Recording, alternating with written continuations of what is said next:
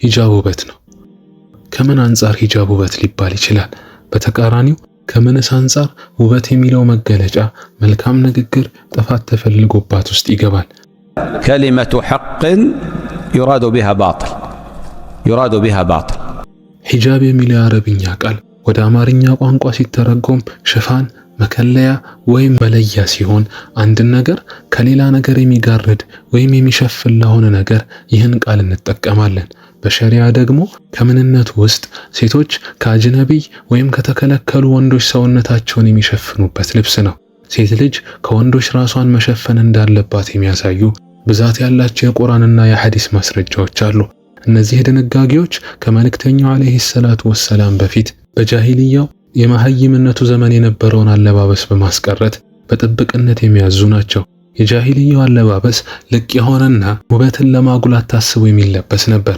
አላህም ከዛ የጃሂልያ መገላለጥ እንዲርቁ በማዘዝ ሂጃብን በባሮቹ ላይ ደንግጓል።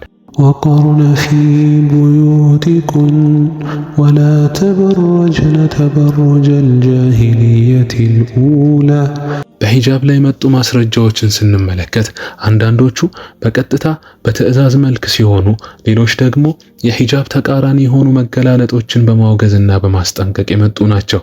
አላህ ሂጃብ ከባለጌዎች ትንኮሳና አላስፈላጊ እይታዎች ለመጠበቅ ሰበብ እንደሆነና መልእክተኛውንም አለይሂ ሰላቱ ወሰላም በዚህ ላይ አማኝ ሴቶችን እንዲያዙ አንቀጽን አውርዷል። يا أيها النبي قل لأزواجك وبناتك ونساء المؤمنين يدنين عليهن من جلابيبهن ذلك أدنى أن يعرفن فلا يؤذين وكان الله غفورا رحيما። በሌላ የቁርአን አንቀጽም ላይ ይህንኑ የሚያጠናክር ትዕዛዝ ከጌታችን ወርዶ እናገኛለን። وقل للمؤمنات يغضضن من أبصارهن ويحفظن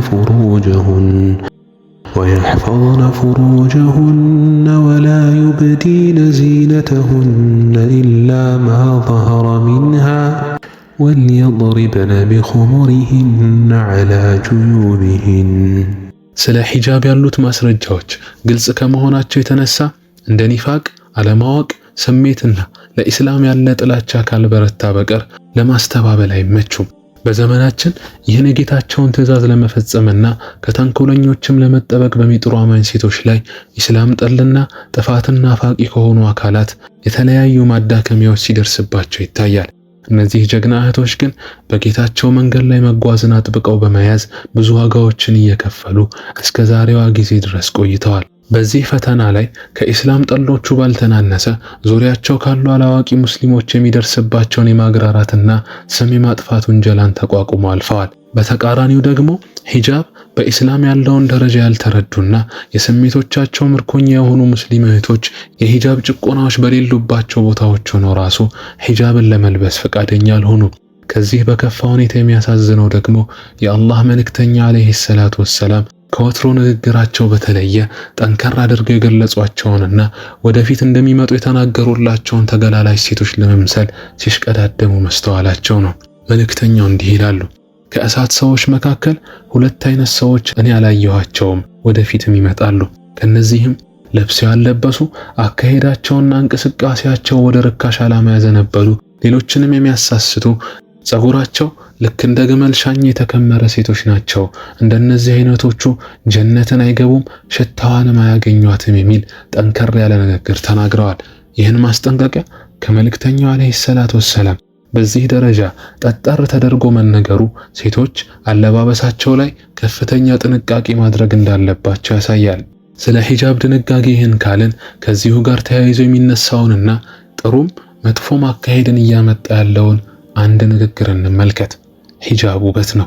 ሂጃብ ውበት ነውን?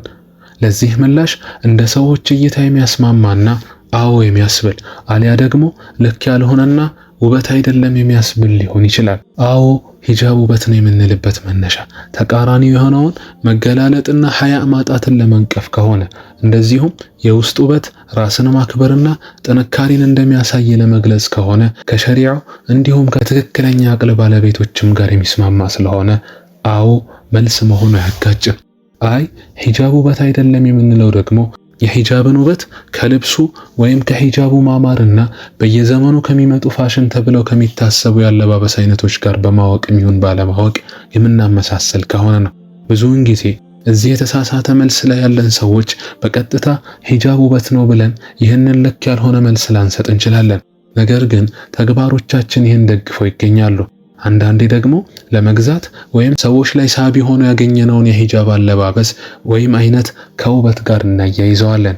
ሂጃብና ውበትን ከሐያ ጋር ያያያዙት ከዘመናዊነት ይልቅ ለኢስላማዊ ጥብቅ አለባበስ ቅድሚያ የሰጡ ድንበራቸውን ያስጠበቁ ከራሳቸው አልፈው ለሌሎች እህቶቻቸው መሰተር የሚጨነቁና ከብዙ ጸረ ሂጃብ እንቅስቃሴዎች ራሳቸውን ለመጠበቅ ጥረት የሚያደርጉ ናቸው። እነዚህን የኢስላም አስተምህሮ እንጂ ጊዜያዊ ትሬንዶች ከአቋም አያንሸራቷቸውም። የሂጃብን ውበትነት ከፋሽን ጋር ያያያዙት ደግሞ ሂጃብን በግዴታነቱ ከመቀበላቸውም ጋር ስላለባበሱ ግንዛቤ የሌላቸው ሂጃብን ከመሸፈኑ አንጻር ሳይሆን ከማማሩ ወይም ከማሸብረቁ አንጻር የሚመርጡ በፎቶዎቻቸውና ድንበር ባለፈ አለባበሳቸው ፊትናን የሚፈጥሩ ሚዲያ ላይ ያሉ ሀያ ያጡ አጥፊ ሴቶችን እንደ አርአያ የሚከተሉና ራሳቸውን ለመጠበቅ የሚጥሩትን ደግሞ የሚያዳክሙ ሆነው ይገኛሉ። ታዲያ እህቴ በግዴታነቱ አምነሽ የተቀበልሽውን ሂጃብ ለመገላለጥ በሚዳርግ ፋሽን መቀላቀልሽ ኪሳራ መሆኑን አትዘንጊ። በትንሹም ቢሆን ጸጉርን መክፈት፣ ከላይ ጨርቅ ጣል አድርጎ ከታች በሱሪ መሆን ሂጃብን መልበስ አያስገኝም። የመልእክተኛው አለይሂ ሰላቱ ወሰላም እርግማን ካልደረሰኝ እስኪመስል ድረስም በስመ ሂጃብ የተጠባበቁና ከመገለጥ ያልተናነሱ ልብሶችን መልበስም አይገባም። ውሃ ቢያንቅ በምን ይዋጣል እንደሚባለው ከፈተና እንዲጠብቅሽ የታዘዝሽበትንና ውበት እንደሆነ የምትሞግችለትን ሂጃብ በተቃራኒው የወንዶች አይን ውስጥ እንዲያስገባሽ ካደረግሽው የሂጃብ ጥቅሙ የቱ ጋር ነው? እሱንስ በምን ልትሸፍኙ ነው? ሸይጣን ሴት ልጅን ሙሉ ለሙሉ ከሂጃብ ማራቅ ሲያቅተው የምትለብሰውን በማጋጌጥ ይሸውዳታል ይላሉ። ሂጃብን በተሟላ መልኩ ካለማድረጉ ጋር ተያይዘው የሚመጡ ሌሎች ወንጀሎችን መኖራቸው ደግሞ ነገሩን የከፋ ያደርገዋል። በአንቺ ሐያ ያጣ አለባበስ ምክንያት ፈተና ውስጥ የሚወድቁ ሰዎችን እንደዚሁም በየሚዲያ ምስለቂውን ጥፋት አይተው ያንቺን ፈለግ በተከተሉ ምስኪን እህት ተከታዮችሽ ልክ ወንጀላቸውን ትጋሪያለሽ። በዱንያም ቢሆን ፈሳድን ለማስፋፋት አንዱ ሰበብ የሴቶችን ሐያ ማጣት ነውና በዚህም ፈሳድ ይዟቸው የሚመጡ እንደ ቤተሰብ መናጋት ላሉ ስጋቶች አሻራሽን እያሳረፍሽ መሆኑን አትዘንጊ። ችግሩ እንዳለ ካመንንና የአላህን ትዕዛዝ በአግባቡ ለመፈጸም ከፈለግን በታዘዝነው መልኩ መልበስ፣ ራስን ፊትና ውስጥ ከመክተት መቆጠብና ሰውንም ከመፈተን መራቅ ይኖርብናል። እንደዚህ አይነት ንግግሮችን ስንጠቀም ምን እንደፈለግንበት ቆም ብለን ማስተዋል አለብን። ማንኛውንም የዲን አካሄድ እንደ አቋም ስንይዝ መስፈርታችንን ፍጹም የሆነውን ቁርአንና የመልእክተኛውን አለይሂ ሰላቱ ወሰላም ሐዲስ ማድረግ እንጂ ሚዲያ ላይ ለጮኸ ወይም በራሱ የተማመነ ለመሰለ ሁሉ ሊሆን አይገባም። አላህ ሐያእን የተላበሱ ራስን መደበቅ እንደ ክብር የሚያዩ ለትውልድ የሚጨነቁ እህቶችን ያብዛልን። ለእህቶቻቸው የሚያስቡ የፈሳድን በር የሚዘጉ ከፊትና የራቁ ጠንካራ ወንዶችንም ያብዛልን። በቀጣይ ደግሞ በአላህ ፍቃድ ከሂጃብ ጋር ተያይዞ ጭቆና ወይስ ነጻነት፣ ማጥበቅ ወይስ መጠበቅ የሚለውን እናያለን።